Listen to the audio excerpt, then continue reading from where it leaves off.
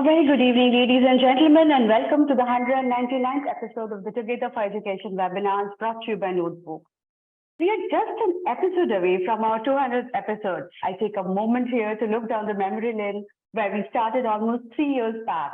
It was a warm summer evening back in 2020 when we here at Notebook decided to launch a platform for educators to connect meaningfully on discussing problems they were facing with the rising need of digital education and online learning and arrive at common solutions. Little did we know that day about this platform growing magnificently big, both vertically and horizontally. And it makes me so very proud when I talk to anyone, particularly academicians, and they don't hang up without a word of appreciation for the Together for Education webinar. We have discussed extremely curricular topics here, like digital learning, NEP and assessments, extracurricular topics like sports and theater, topics like school finance and management, and even evolved topics like mental health. Today, we have a very important topic, single parenting.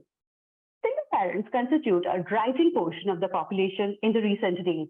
A recent study says that an estimated of 4.5% of all Indian households are run by single mothers. From a once upon a time social stigma, we have wonderfully embraced this concept as we all evolved as a society over the many last years. How were the schools, teachers, and students dealing with the same? Let's hear from the experts today. Our first speaker on this topic is Mr. Burrett. Mr. Burrett retired as the Deputy Headmaster from the illustrious Doon School in Dehradun after 44 years of serving in education across various institutions. Mr. Burrett served the Doon School as Housemaster, Head of Department, Dean of Activities, Dean of Student Welfare, Deputy Headmaster, Second Master, and Acting Headmaster. With great distinction, he also carried out a visioning exercise for the Doon School in the year 2011 through an in-depth study of a number of British public schools and various schools in the US. Mr. Burrett qualified as a leadership trainer at Wellington College, UK in the year 2000. He's also an athlete and adventurer and a naturalist. And we here at Notebook are truly privileged to have Mr. Burrett as our senior advisor. So, very good evening. Thank you so much for being here today, and over to you.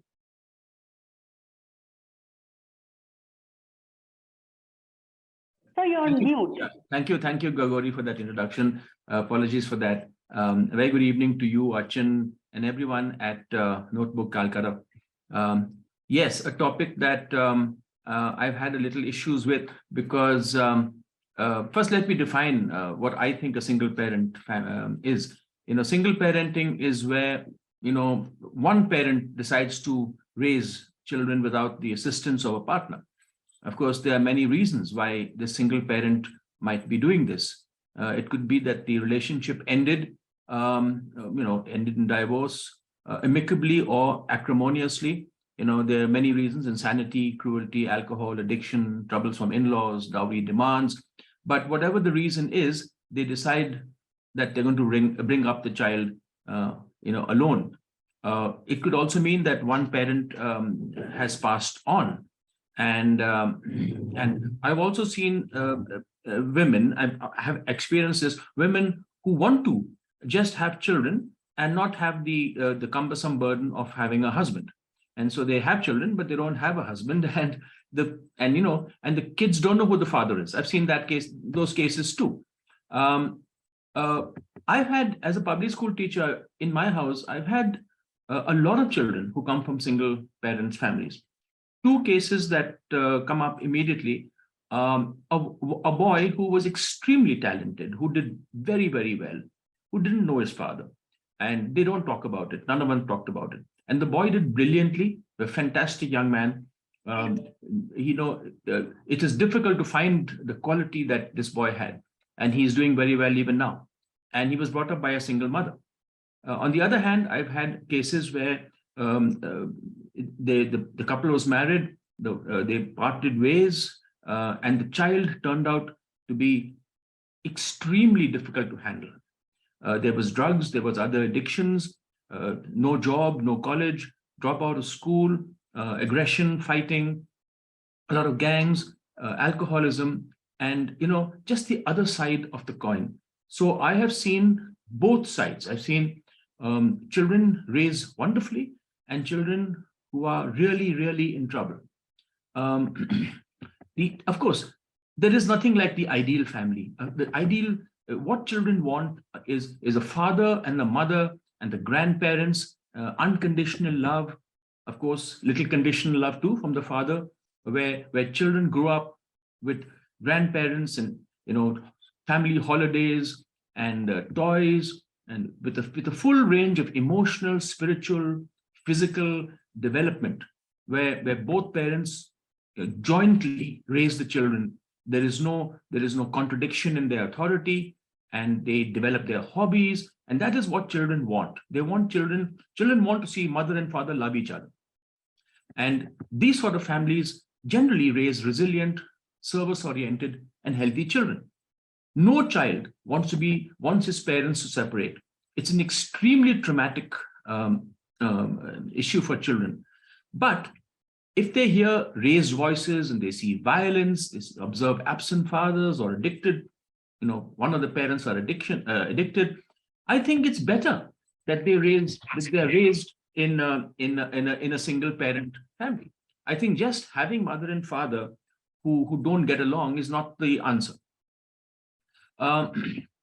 I've seen a lot of children having behavioral issues, ranging from aggression, running away from school, becoming suicidal, hurting other people, or becoming people pleasers, addicts of some sort.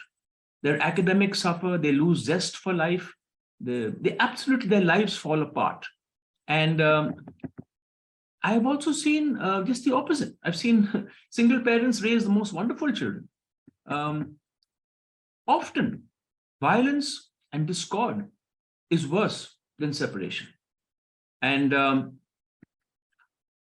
the two, I've also seen some cases where instead of the mother being the caretaker, I've also seen fathers.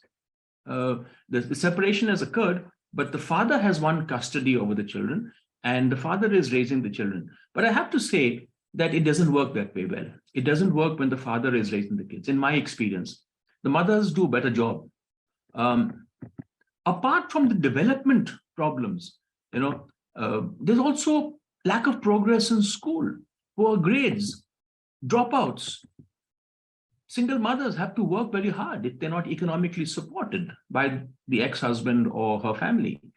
Sometimes they work so hard that they don't have time for their children, time for homework and time for prayers and time for exercise, whatever. And so sometimes economic hardships allows, the children see the mothers struggle. And this struggle can be sometimes seen by children, and they contribute, they help. Sometimes children are not very cognizant of the fact that their mothers are working so hard. I also think that single parent children feel frightened, stressed, and frustrated when they compare their lives to their friends who have mother and father. Sometimes at PTMs, when only one parent turns up, there can be jibes, there can be questions asked, where's your dad or where's your mother? And so therefore they compare the two lives. And also, sometimes I think children who are raised in single families, they have very strong bonds. They have strong bonds with their grandparents. They have very strong bonds with their uncles or aunts. Also, I think children raised by single parents often grow with a community of very strong supporters. The people who support that family do a very good job because they know that child has no father or mother. And also they're more likely to be responsible and contribute to the family operations. They understand the importance of taking responsibility and making the life of that single parent easier. I also believe that girls do better with single parents than boys. It is my belief, and I worked in a boys' residential school for almost 33 years, single mothers raising boys is not as easy as single mothers raising girls. A boy needs a man, especially his father, to grow into a man. And in the absence of a father, I think a boy has to have a great teacher, housemaster, a mentor, his grandfather or his uncle, somebody like that, because boys need fathers.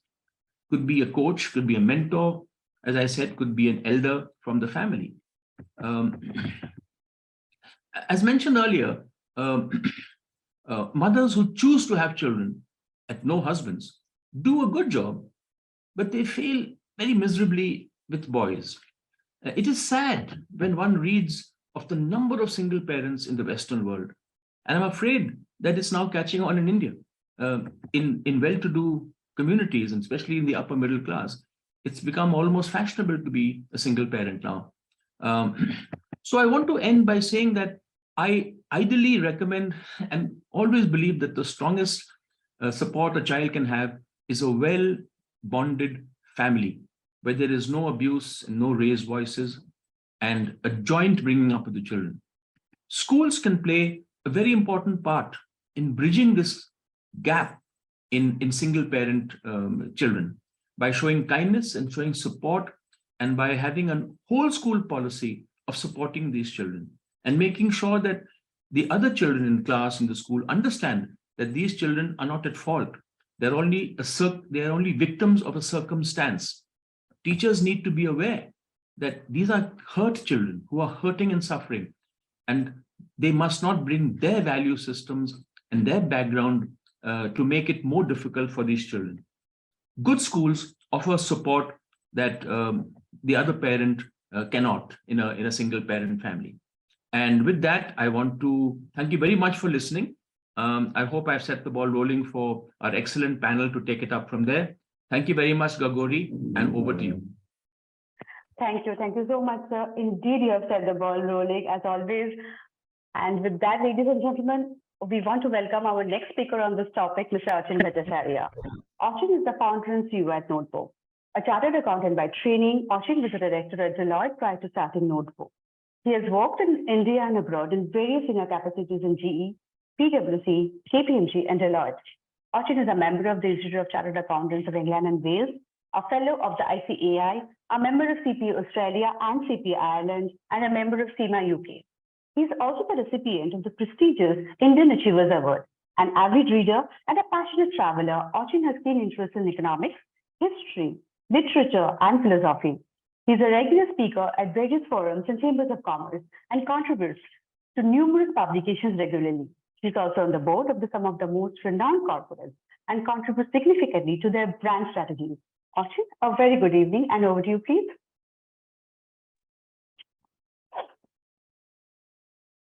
Good evening, everyone. Gagori, am I audible?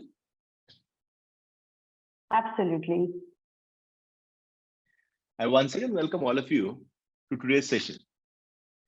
I would like to begin by wishing all of you a very happy new year 2023. It makes me really happy as I'm meeting most of you first time in this year after a long gap. Today's topic, in fact, is a very important, contemporary, and sensitive one. I was reading a report based on a survey, global survey, which said about half of all US children can expect to live with both of their parents at age 15. So by the time they turn 15, 50% of parents, 50% of children are unfortunately living with single parents. And this compared to 2/3 of children born in countries like Sweden, Germany, France. However, even in mainland Europe, countries like Italy show very strong family values, with 9/10 of children being fortunate enough to get the love, care, and affection of both their parents. This reflects growing higher rate of separation among couples all over the world. The increase in divorce, which began in the early 60s, And again, we are discussing about a global phenomena, and these are just numbers. But leveled off in the early 80s, affected marriage at all educational levels. I was going through a survey, a very interesting one, which was done by Harvard, and that clearly proved with empirical evidence that this affected families across the pyramid, across the educational pyramid, across the social pyramid, in terms of income levels. However, in West, the increase in non-marital childbearing, which was concentrated between 60s and 90s, unfortunately, mainly affected women without college degrees, leaving them more vulnerable, lower wages, desperate situation, similar to what we see in many Hollywood movies. These changes appear to increase the importance of economic calculations, and this again was based on survey, research, empirical evidence that what happened between 60s and 90s, later point of time, succeeding generations, there was a change, there was a radical change in terms of mindset. And importance of economic necessities, importance of having a stable career, importance of ensuring that, focusing on higher education, focusing on a stable job. Such decisions become more important while settling down. And this increased importance of economic factors coincided with a decline in many young couples' ability to support a family. And also there was a very change, and sociologists have written pages after pages on this change with regard to increase in conflict over men and women's roles. They're saying that earlier, if you look at 60s, 80s, reasons were very different. Even prior to that, if you go to early 1900s, war playing a huge role, single families, vulnerable families left with single mothers, young children. Later point of time, issues like alcoholism, imprisonment, other kinds of violence all over the world. But later point of time,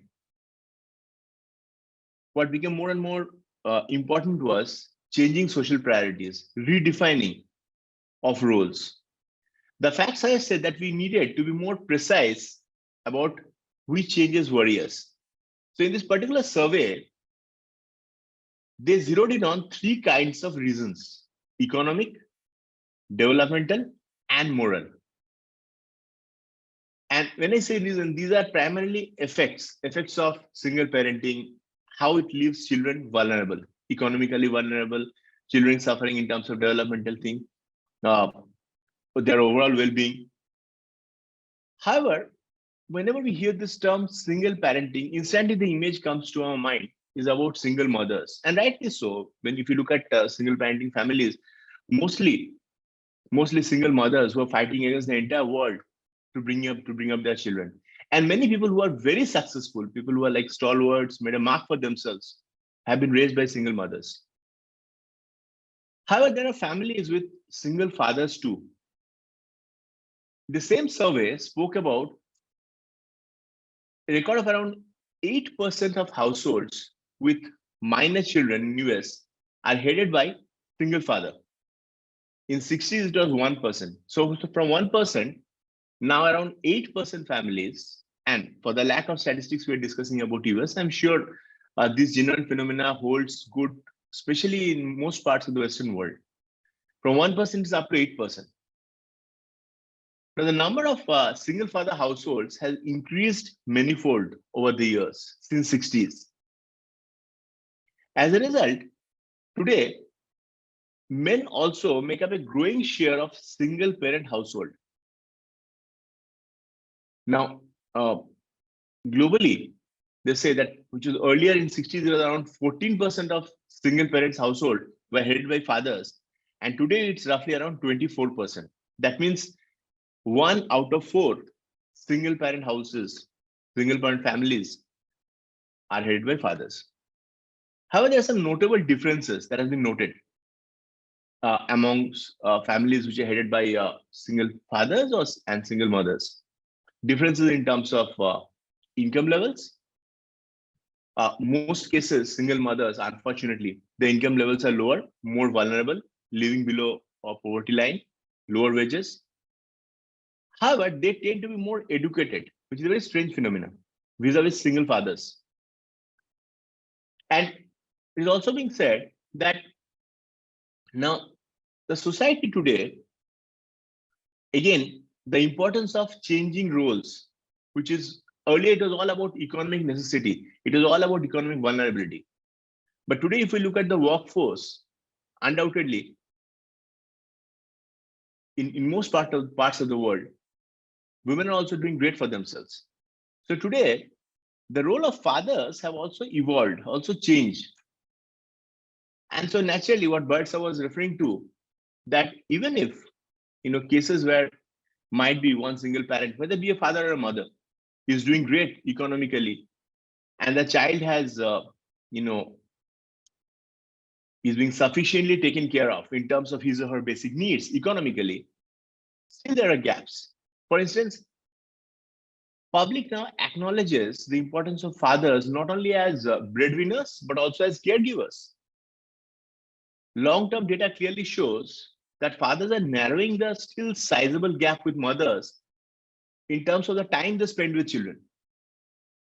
And the society in general also looks at fathers with a greater role in terms of providing value to the children, providing emotional support, discipline, income support. And same goes, of course, with regard to role of mothers, who have a huge role to play. Now, we were discussing about the economic problem. And as I told you, globally, it has been seen that mostly single mothers were economically more vulnerable. However, not only economically, I think the larger issue is in terms of development and in terms of being taken care of, in terms of love, care, emotional support. And indeed, the idea that two loving parents can raise children better than one has been self-evident and believed across generations. Now, when parents don't get along, the general assumption is that children will always fare better if parents remain together. However, there might be exceptions as well. And the fact that children who are brought up by single parents, they are not doing well or they are not sufficiently taken care of, I think is a completely wrong assumption. There are a number of evidences to show, and the research also proves that a lot of children who have grown up in single parent households have also done wonders for themselves and for the families and the communities they come from. So those who worry about the non-economic effects of lone parenthood on children, of course, they have their own reasons. And I think one of the main reasons is lack of role models. And when I say lack of role model, not only a male role model in the absence of father, but equally important, if not more important, lack of female role model if the mother is not there, which is so important for overall upbringing, well-being of a child. And of course, potential for normally reduced discipline, because it's difficult for one parent to focus. He or she needs to earn, needs to take care of the family. So naturally, at times, it's very difficult. So I think these are a few issues that I wanted to discuss. Of course, today's topic is a very contemporary one. And I'm sure that senior educators that we have in the panel today with decades of experience, wealth of experience, can actually share, their own experience, case studies of students whom they have mentored with all love, care, and affection, maturity, and how they have fared. So this is indeed one topic which I feel is not only contemporary, but also very, very important in today's scheme of things. I thank all of you again for giving me a patient hearing, and I look forward to hear from our panel on this important topic. Over to you, Gauri. Thank you so much, Achin, for those wonderful deliberations. Well, ladies and gentlemen, to discuss this topic, we do have a wonderful panel today. But before we start with the panel discussion, a little bit about us here at Notebook. We at Notebook are an edtech platform that creates short videos pertaining to the school curriculum. This means that every topic from every subject of the school syllabus has been converted into a series of videos that can be used in two different cases. One is when you, as a teacher, starting out a topic in your classroom, you can play one of these videos as a method of visually introducing the topic to a student. These videos are just 6 to 10 minutes in duration and take up very little of your class time while offering the right kind of material to students to generate curiosity and excitement. The second is when the student is studying at home months later, they have access to the same videos on their personal devices, be it a laptop or a smartphone. They can watch the videos over and over again until they get a very clear understanding of the topic that you had taught. What I'm going to do now is play you a short snippet of notebook videos so that you know what they exactly look like. Force. Force. We use this term very commonly in our day-to-day life. But do you know where we use it? Opening a door, riding a bicycle, and lifting a box are some things that we all do in our daily lives, and all these require a force. Let's see an example. So if a player wants to pass this ball to his teammate, he will have to kick the ball. As you can see, he has successfully moved the ball in direction of his teammate. This is 4000 BC, that is 6000 years ago. And yes, we take a time machine for this journey.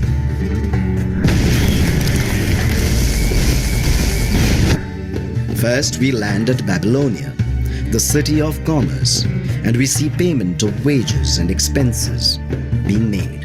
And yes, they are using clay tablets to keep the records. Both the kids keep playing with the globe, trying to identify the different places. They discuss about whether the people who are in the lower part of the globe stand a chance to fall off. But then they think that maybe we are not on the globe, but actually inside the globe. And that is why we are not falling off. Well, ladies and gentlemen, that was a small part of our videos, as you just now saw. We have today connected with over 3,500 schools, and I've had more than 61 lakh students benefit from our videos. If you head over to our website, www.notebook.school, or use our mobile apps for Android and iOS, you would find more than 10,000 such videos at your disposal. With that, it is now time to introduce the wonderful panelists that we have with us today. We have with us today Mrs. Archana Rodrigues, an educationist who strongly believes that every child is educable and that teaching is an art that can make or break a child's future. With 30 years in the education sector, she is a trained behavioral therapist and psychologist, counselor, academician, and educationist. She is founder trustee and principal of St. Joseph's High School and director St. Joseph's Global Academy, Dynamic Special School and director Center for Learning, and the long-standing president of PUSMA, Private Unaided Schools Management Association. A postgraduate in the field of psychology and in education with a bachelor's as well as a master's degree in special education, ma'am has completed another post-graduation in guidance and counseling and amassed a rich experience in the helping profession, along with paper presentations at national and international levels, presenting several curricular modules. She is also currently pursuing her doctoral studies in education. Having served as principal at Victoria Memorial School, Tadeo, Mumbai, ma'am has also been the education officer for the Aga Khan Education Services India, in charge of all the Maharashtra schools. In this capacity, she has visited many schools in different countries. Under the School Improvement Program, SIP, she is a recipient of several awards, the most prominent one being the most outstanding Indian teacher of children with special needs at the Gurukul Awards function, the biggest teachers awards in India that honors India's best gurus. Ma'am, a very, very good evening and a warm welcome to the panel. Next we have with us. Thank you so Welcome, much. ma'am. Next we have with us today Dr. Sujeet Masih, Principal, Apeejay School, New Delhi. Sir is a doctorate in medical mycology with an experience of teaching graduate and postgraduate classes, botany in St. John's Degree College, and further shifted to the senior secondary schools after a formal degree in education from Lucknow University. Sir has been in the schooling system since 2002 and has been involved with the senior classes for biology and biotechnology since then, besides working at several administrative roles and positions with DPS chain of schools and Apeejay education schools. He was also awarded with the prestigious Dronacharya Award by the TERE Environmental Society Best School Principal in 2022 and 2023 survey consecutively, and Best Science Teacher by Association of Science Teachers amongst of few to mention. Sir, a very good evening, and it's a pleasure to have you back in the panel. Thank you very much, Apeejay, ma'am. Thank you very much. It's a pleasure Welcome, indeed. sir. It's a pleasure for us, sir. We also have with us Mrs. Nupoora Kulkarni, Gurukul School, Dhamnod, MP. Ma'am holds a graduation, Master of Arts, English Literature, and Bachelor of Education, BA Language Group from Devi Ahalya Vishwavidyalaya. Prior to her current role, she has served as a principal in many prestigious institutions, including Allegiance Academy, Kokshi, SRB International School, Shirpur, the Vidyanjali International School, Barnagar, MP. Ma'am has won the Best Participating School by UIE in April 2019 and has attended many CBC workshops and training programs. Optimism, creative thinking, thought leadership, and hard work has been her pillars to success. Ma'am, thank you so much for being here today, and a very, very warm welcome to the panel. Thank you, my dear, and pleasure is mine. Good evening, all. Good evening. Good evening to all my panelists. If I can start with Archana ma'am first, if it's okay. Yes, perfectly fine, ma'am. Ma'am, my question, good evening, ma'am. Ma'am, my question to you would be, single parenting has been a part of the progressive schooling scenario. So how, as a very, very senior academician, your school is dealing with the single parents and like children from single parents? Yeah, thank you, Gaguri, for that question. And once again, good evening to one and all present. In the school, I think now it has become the norm. For every complete family, there is one single parent child. So I think one of the most important things is for me is to train the teachers to avoid labeling the child. So to avoid using words like broken homes and single families, and because that should be a part and parcel of every school culture. So accepting these children like any other child is one of the most important things. That we have to make it as inclusive as possible for these children too. And having said that, we also need to understand as educationists and as principals that the academic performance of these children might not be so well monitored by their parent, because obviously handling the home front, handling the financial aspects might not give as much time for the parent to be present for all the PTMs. So one needs to create that kind of an environment where the parent feels accepted despite not having attended certain PTMs. So a punitive approach will definitely not work with these parents, because as it is, they're struggling to make ends meet, without making it obvious that we are being partial to them, or we are being, inclusion loses its purpose when we are making it very obvious. So we have to be very subtle about it. So that's the second thing. Thirdly, I would like to say that we need to be open-minded with finding problems for these children, problem solving and the solutions for these children, because it's not enough to just keep on calling the parent and saying, this is not happening, that is not happening. What the parent requires is some positive motivation. So it's important for schools to develop a kind of support system or like a helpline for these parents, so that they get constant support. Maybe the child misses school very often, or there are some issues at home because of which the child couldn't attend certain things. So giving the good news about how the child has worked well, has achieved things, is more important for the school than sharing the weaknesses or the complaints, as we generally call complaints. So that's very necessary. Communication is key here. Fourthly, I would say the most important aspect for the schools and the education is to handle the communication part, because if you keep the communication channel open with the parents at all times, whether it's in the form of written communication or just a phone call or just a message, the parent feels reassured that yes, there is someone who is concerned about my child. The school is like the most stable thing in the child's life. When we talk about single family homes, the child definitely goes for some kind of an emotional toss because he or she feels I'm a little different. So important is for us to start from the grassroots level itself by training our teachers to put away their biases, because there is nothing to get biased about a person's relationship or status. And teachers have to be very concerned about not being overly curious about what transpires at home, while at the same time providing a stable support system to the child. Teaching the child that every child is different. Everyone comes from different household, different home environments. Maybe some people come from a very overcrowded household. So, that kind of activities could be taken up where the child feels supportive for being from a single home. At the same time, he does not feel that he is some kind of an oddball who doesn't fit in into this, because peer pressure is something very important when we talk about adolescence. And research has shown that children who belong to single homes generally lack attention. They might show soft signs of ADHD, that is attention deficit disorder. There is a good chance that they might be distracted. They might look for the positive attention that they are not getting from a specific gender. So if it's like a boy child, he might want to look for a role model of a male elsewhere because he doesn't have the father role model, and vice versa for the girl. So there are good chances of acting out behaviors. For the child might do something to gain unsavory attention by doing something wrong. So it's a very good idea to, first of all, have a support system for the parents as well as a support system for these children.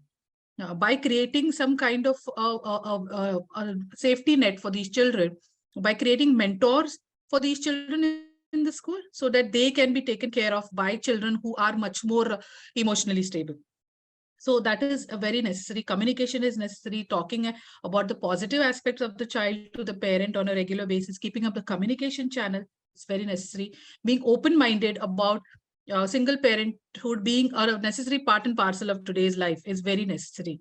Though we might pass on certain situations where, okay, both parents are called for a certain activity in school, maybe it's a fun fair and things like that. So such kind of communication needs to be avoided. It's fine. I mean, even if both parents are present, sometimes it is not possible for both parents to be present. So it's fine if one parent attends. So communication has to be very, very diplomatically worded when we send that to the parents. So that's one thing very necessary. Apart from that, we need to have maybe a one-to-one meeting with certain parents so that they don't isolate themselves.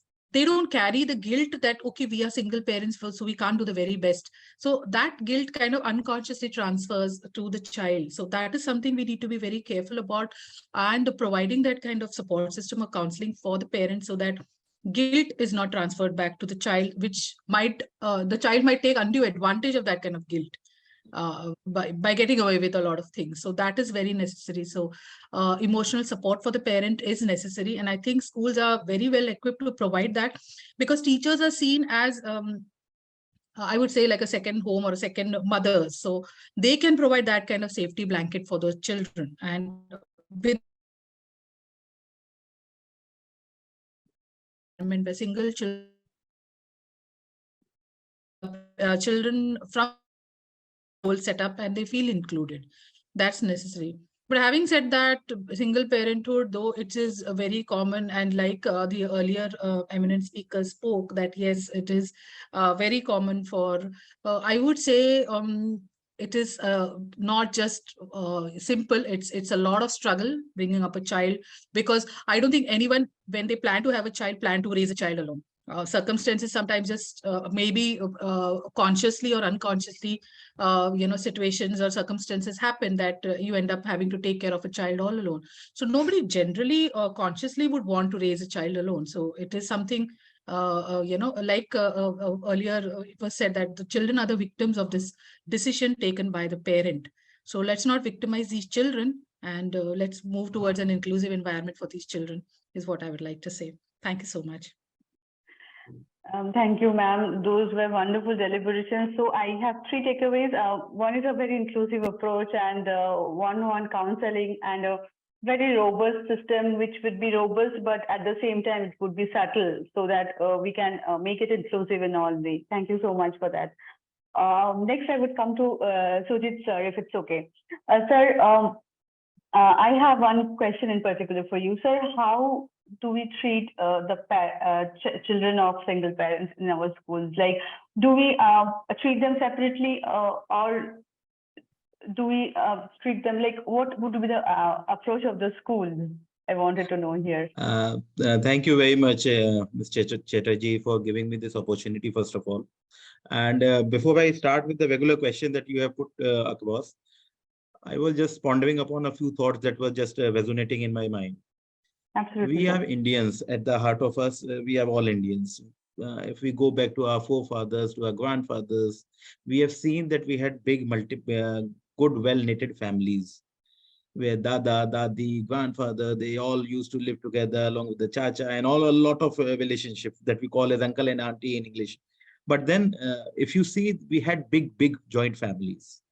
Gradually, this culture of joint families became less and less, and now we shifted onto the nuclear families. In the nuclear families, when the children used to come to the school, the teachers said, grandparents are not there, values are not taught, and all these things. Mother and father are busy. They are in their earning their bread, and they are doing 9-to-5 jobs, not giving time to the children. So the challenges were there. Now we have shifted to a new society, a new setup where we say single parenting. Now, parenting means love and affection. Parenting means care and concern. Parenting means caring for your child. Many a times when I was growing up, I was touring the whole of India. My parents incidentally happened to be in the air railways. So I went all around and saw the different cultures and different people living in different parts of the country. So there were joint families where the child could not even go and speak to his father. It was a stigma to go near the father and even speak. This was the time when my grandfather was growing up. When my father was growing up, obviously, the society has changed a bit, and my father used to have conversations with his father, but not so deep and so open. And then I, in the next generation, came, and I was so free that I could go and approach and speak to anyone. So the world is evolving, the families are evolving, the parenting is evolving. The most important part is whether you are giving time to your child or not. Whether both the parents are there, both of them are working, both of them are going to MNC, 9-to-5 job, all are busy. But then, are we giving them enough time? We have seen children who have got both the father and the mother, and they are having distressed approach. They are attention seekers, ADHD, and other things. But then, the essence of it is giving time, and that too quality time to the child. As Mr. Achin was just sharing a few minutes back, Archana ma'am has shared, you were discussing, even Philip sir has said earlier as well, that families need to give time to the children. Besides this, single parenting is no longer a taboo at the moment. If you see a lot of research that has happened, right from the New York University to the university in Nigeria, where the psychology department conducted a lot of studies, and they're very clear that single parenting is very much in the culture nowadays, with nearly 33%, as high as 33% in the US, they are going towards single parenting. A few days back, the nursery admissions are on in Delhi, and I was visited by a parent who has got 2 children with surrogacy. There is no need. They are going on to have children through surrogacy, and they are ready to raise the children. They're ready to give their 100% to the children. So I believe that love and affection at the end of the day is very important. And we should not make it a taboo and a social stigma by just saying that this is single parenting or things like that. And many a times it happens. Many a times if the parents have separated, many a times if the parents have decided to part ways and live alone separately, so it doesn't create a very ideal situation, but then still the environment has to be fostered in such a way that the child is given a conducive environment and the child is given a perfect parenting, whether single or whether both the wheels are there or not. Now here school plays a very important role, as Archana ma'am was also sharing and you were sharing, that schools play a very important role here. Now, when you come across such a case, and when we come across such a case, first of all, it should never be sympathetic approach. We should have all the understanding. We should have all the empathy, but never a sympathy. Never make a child feel that we are looking towards him with a sympathy, because it will have a very, very deep dent on the life of the child. Second is that the school needs to handhold the parent first, because it is the parent who is separated and who has decided to live independently and to support the child. So a lot of parent counseling goes on, because eventually the child spends 6 hours, 7 hours max to max in the school. The rest of the hours he or she is at home. And it is the parent who has to take care of all these needs. They have to speak to them. So the parent counseling becomes very important, and make the child, whether it is a father or a mother, you have to make them understand that it's okay. It happens. It is a part of the society nowadays. And don't feel that you are victimized. It is perfectly normal. And as ma'am was saying that you need to have a role model. Yes, the teachers are there. We have got male teachers, gent teachers are there, lady teachers are there. Anybody and everybody could step in as a mentor, as a guide. As Philip sir rightly said, that you need to have a role model there. So it is good. The teachers step in that way. And we appoint mentors, especially for these children, that look, he is without a father. We have got this housemaster, and he can very well step into being a mentor. And then the child connects so conveniently, so closely, and a tight bond and a tight foundation, very, very firm foundation is laid down. So the schools contribute a lot of things. And as Archana ma'am rightly said, rather than pinpointing difficulties, rather than pinpointing that this is not done, you should always focus on the positive attributes of it. You should always encourage the children that, look, you are doing so well. And once, remember, Gagori, that if a appreciation comes from the mouth of a principal or a teacher, it is a Ramvan, I would say. The child takes it, and the parent also takes it. The lot of you infuse them with this spirit that they become so good, they become fearless, and they give their 110%, and they do very well. Over the years, I have seen children who have got both the parents, and then pampering comes in and other things comes in, and then the drug abuse and all those things. I have seen children. There is, all 5 fingers are not equal. So it doesn't matter whether you are a single parent or you are blessed to be in the couple. The most important thing is how much quality time you are giving to the children, and whether you have got mentors who are helping the children or not.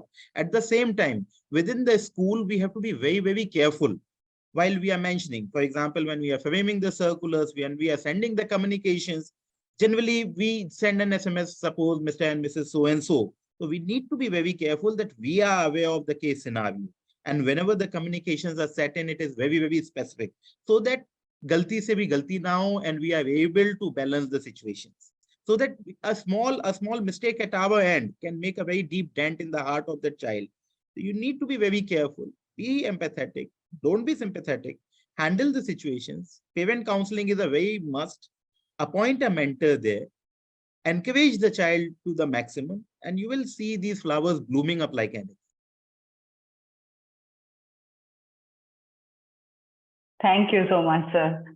So I think these days single parenting is also sometimes a matter of choice, not a matter of compulsion always. Yes, I referred to it that a surrogate father was there yes, 2 weeks absolutely. back, and then I was amazed. And incidentally, let me share with you that next year I will not do this mistake, but this year I never had this column in my form. He came to me and told me that nowhere is the surrogacy column opened. So we need to amend ourselves as well at the same time. It's the intention, actually. It's the intention and the how much responsible you are towards your kids. That's all matters. Thank you so much, sir. I would move on to Nupoora, ma'am. Ma'am, you have to unmute yourself, please. Yes, ma'am. So, ma'am, I will come to you with this question that how are your schools dealing with single parents, and anything in particular you have been doing, and since how many years you have been seeing this trend going up of single parents, and any workshops, anything in particular doing for the school for this?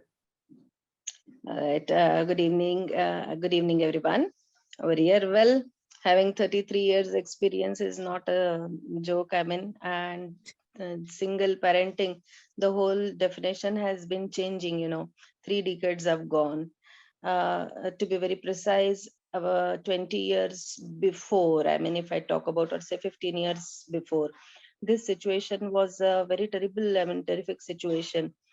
not only for the parents, but for the children also, when they are not only moving in the school, but moving in the society too, isn't it? Because the point of view with which the people used to look at them was something like hurting to them, penetrating into straight into their hearts. But with the course of change in the time, people also have changed, and now this situation of single parenting is not looked at with something like not acceptable.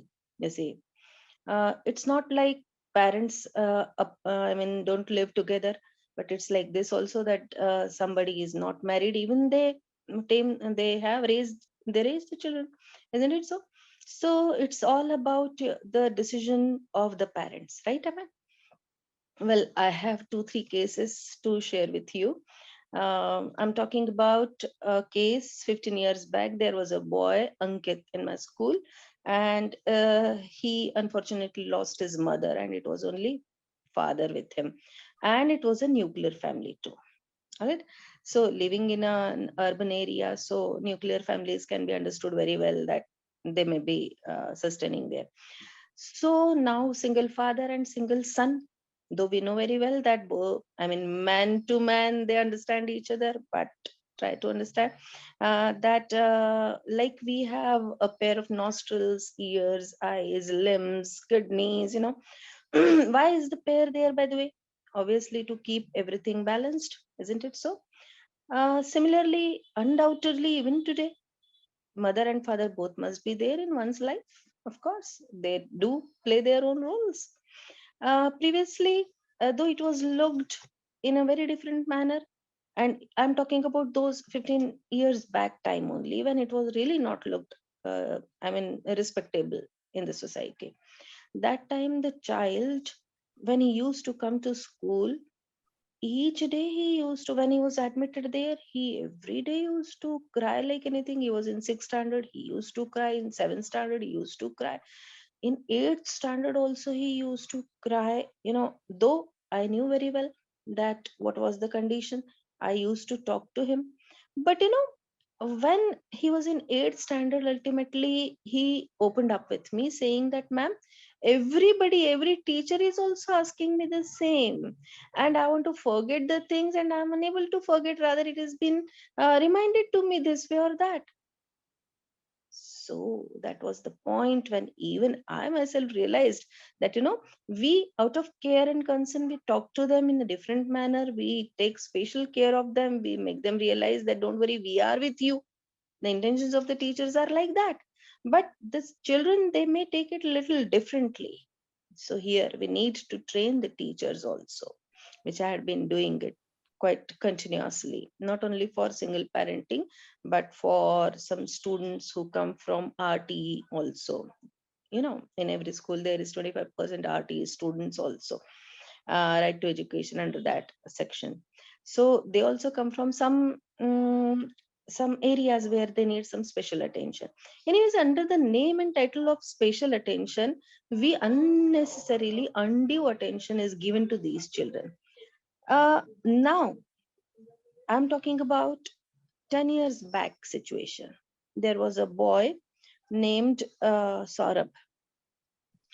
He went on, I mean, he was a wonderful child. I mean, whatever subjects he used to attempt in examination, he used to attend very nicely. I mean, he used to even had wonderful grades all throughout the years. Then I knew the situation, even the teachers knew the situation. Somehow we came to just call the good students and ask them, as one of the child nearby, sitting nearby him. So he said that my father, my mother, everybody is helping me at home to study, and there is a very good environment at my home, and that's why I'm a product of a good environment. And suddenly this Saurabh, he got up. He said, ma'am, I have my mother only. I'm living last many years with only my mother. But my mother is an ideal mother. She never tells me this, that you don't have father or whatever. Rather, she acts like a father. She acts like a mother at times. And therefore, I am what my mother has done. See, from here, we have learned a lesson that we have to be very normal with the children. Don't make them realize that they are any special. They have something which they don't have something which everybody else has. All right. So here we have learned that we must see to this, that let them go normally, let them go with their own pace, let them progress as they wish. Only focus on what good they have. Don't make them realize that they have one single parent only. So this is how the teachers are being trained even under me. And twice in a year I used to train my teachers for all these things. Now, one more case I would tell you, that there is a girl, very recently I had talked to her. She is Ishani, and she doesn't have father. In the COVID only, she lost her father. But she said that my teachers had been so nice to me. They never made me realize that I've lost my father. Rather, they stood by me like a father, even in the evening, late evenings, if I have any problem. So they used to share with me on WhatsApp and other medias. So teachers made realize it means, and then she came up with colorful marks in her examination. So this is the result of the good care taken by teachers, but not making them realize that they are deprived of something which is very, very important in their life. So in all, what I see, that as parents and as teachers, we should see to these children that they know the fact, of course, but no need of reminding them the facts again and again. Point number one, they are at a pace, they have started their lives. Their parents are already talking to them in this manner, and already they have set up their minds. So let them go with their own pace, but only keep a small place in your own heart as a teacher for them, that if he or she is on a wrong track, maybe studies, maybe some behavior also, so let us handle in such a manner that he or she doesn't realize that it is being handled because I am deprived of my either father or mother. So that care has to be specially taken, you see. That is really important.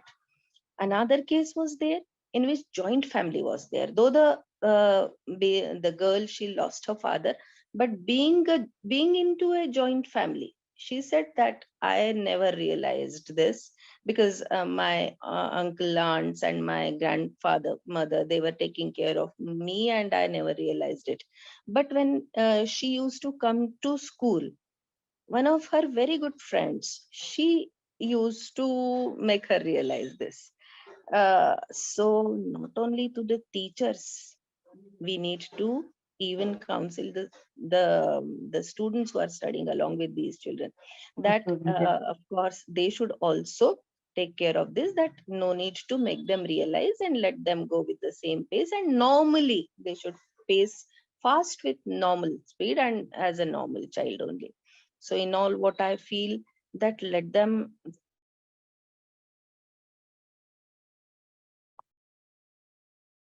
Ma'am, are you there?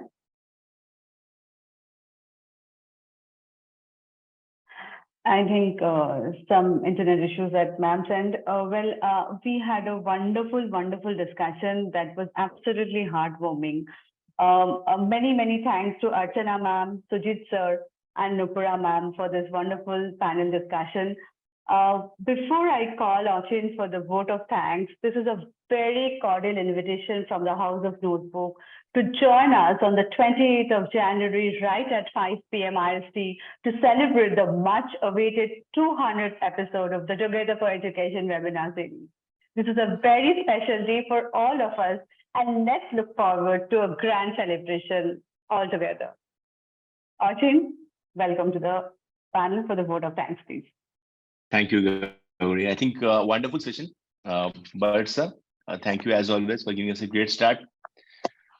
Archana ma'am, I think you made some wonderful points, starting with not being curious, really very important.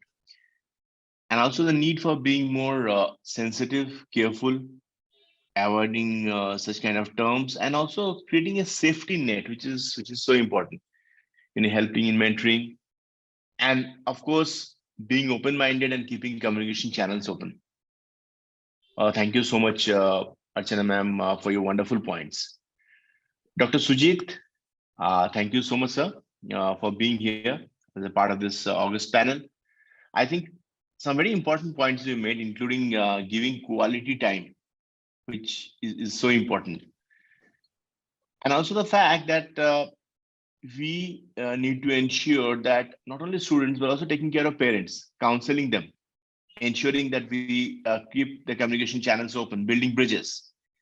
And of course, the so much important role of educators, so important role, that they have a huge role to play.